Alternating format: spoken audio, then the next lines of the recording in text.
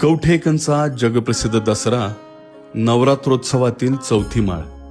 कवठ्याचा हा सोहळा जगप्रसिद्ध आहे, कारण जगातील दुर्मिळ असलेली ही आतषबाजीची कला इथं घरोघरी अगदी पिढ्यानपिढ्या जतन करून ठेवलेली आहे.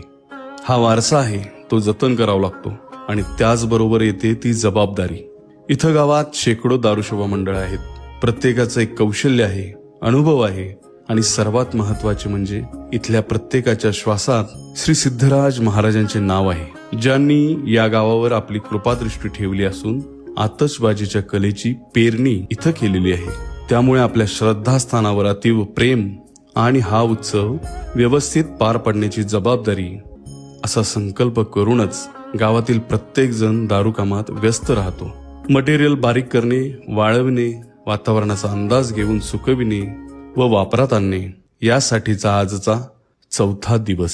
जटा विभूती उटी चंदनाची, कपाल माला प्रीत गौतमीची.